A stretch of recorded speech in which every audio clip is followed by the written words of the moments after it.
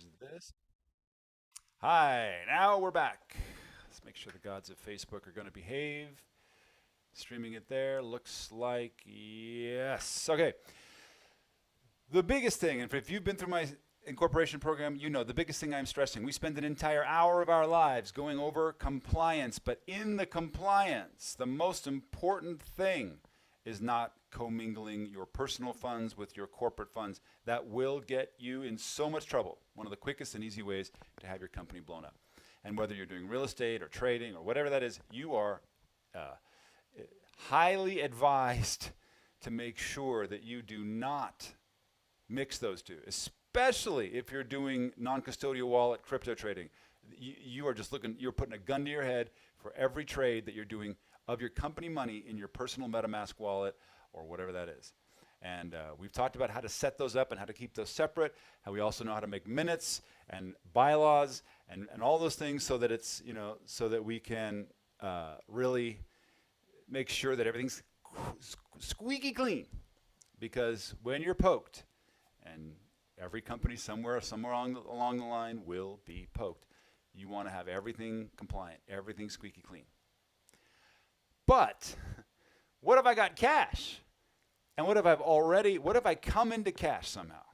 Wow, that's totally bad language. What if I have come into capital and I want to get it into my company, but I know I can't get it there because it'll look like commingling. How do I move it there? Get it over there so that the company can use it. I can benefit from the tax breaks that are in a company. I can deal with all that. And then I can also get some kind of money and the company can get about, how do I? Well, let's talk about that.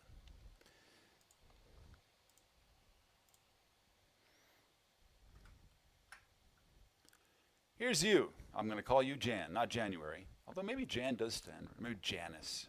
If you're a man, you're January. If you're a woman, you're Janice. And you've got, let's say, 45K. You want to deploy that into the marketplace. Now, you could deploy it into your marketplace as you, the social slave, but we've already covered that a bazillion times. Capital gains problems, really very little way for you to keep asset protection in place. We certainly don't want to do it in a trust because trust really shouldn't be used for business. That's not really their primary aim. And we want to deploy it into a company, but we know that there's some concerns because the company that we are a manager in needs to be at arm's length from us so that it doesn't look like that we're trying to avoid taxes by putting our money into a company, being what's called the alter ego of ourselves, right? We don't want that. And a lot of people make the mistake of saying, I'm going to give my money to the company. Anytime you're talking corporate and you use the word give, except maybe for give up, but don't do that either. Give is, that verb should never be in a sentence where a company is concerned. Unless, I guess give to a nonprofit. As long as you're not on the board of the nonprofit. Yes, please, that's nice. Very good. Tax write-off. But otherwise, we don't give capital to a company because you wouldn't give your money to the corner drugstore. Right? You wouldn't give $45,000 to the corner drugstore and go, enjoy. No. So why would we do it to this company that's supposed to be at arm's length, our LLC? No.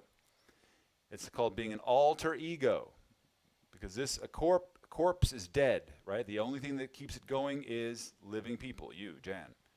So this is very bad and you will not have a good result.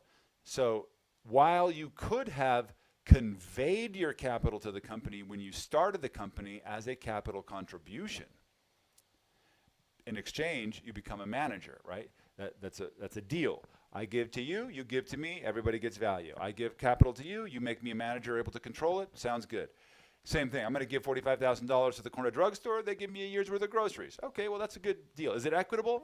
Maybe, but at least we got value on both sides of the deal. Has to be value on both sides of the deal. But if you give it to a company and say, just use it, no. Nope, never. How do we get around this?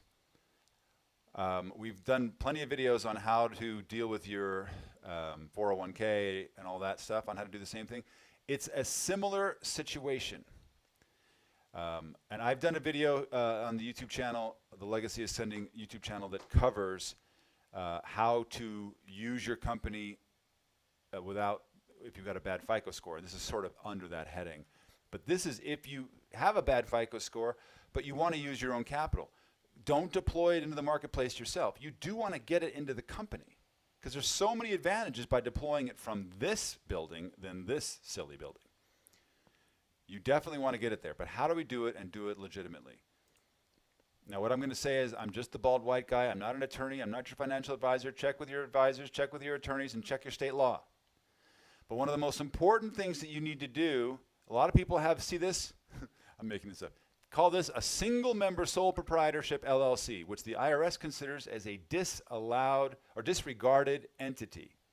Means the IRS really thinks it's just you. Even though you've got an EIN and a bank account and all those things. No, it's really just you. And this is going to run you aground that ship on a coral reef and bleed out if you're in the wrong state. Bad news. You cannot do what I'm about to show you in that. But if you have a multi-member LLC, not just you making the decisions, more than one person, and not your spouse that you're filing joint taxes with, please stop doing that. Stop taking the bait of filing joint taxes. I'm not going to get into that one. But you can see here, you want to be your own bank. You don't want to hand over the cash. Banks don't give money away. Why are banks trillionaires? Because they loan it. They violate common law. They charge interest. So can you. But for now, I'm going to keep title to my money. I'm going to lend it to the multi-member LLC.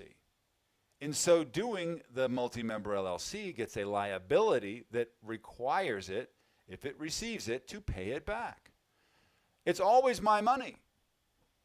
It's always my money. I don't lose title to the money. And the LLC may hold it in due course. It may be the possessory lien holder, if you will. They hold it in due course, but in the form of the contract. They have to pay it back. And some of you are like, oh, that's good. I should do that with the corner drugstore. Well, yeah, I mean, you could. And that's better. But it still doesn't work. Why? Because you're not getting any value. They're still getting value. Yes, they have to return it. You're not giving it to them, so that's better. But for any transaction in a company setting to work, there has to be value given both ways. It doesn't have to be equitable value, but it has to be value nonetheless. So, and I'm making this up, do it however you wish. The company then pays you back a 10% APR. On $45,000, you're making $4,500. I promise you're not going to make that, have it sitting in your bank account. Now you're the bank, but you're like, wait a minute, aren't I also in this company? Yes, along with other people. You get to be one of the controllers of the money, and maybe if you have a contract to trade the assets, you get to trade it on your own anyway. Get a percentage of the profits, some of it stays in the company, hey, plus a 10% APR on the loan, you the person, you the manager, you the contractor. It's so cool what's possible in a multi-member LLC when you decide I'm going to deploy my capital into the company under a debt position, a debt contract, forcing the multi-member LLC to give it back to me at a certain time in a certain way, plus whatever the interest is on the loan. So you get to double dip. You get your APR on your loan, and as a member of the company, you get to participate in that materially. You get double dipping. I mean, that's pretty good. Meantime, the companies, what are they doing with it? Well, they're doing their thing, that thing that you were going to do, whatever that thing might be.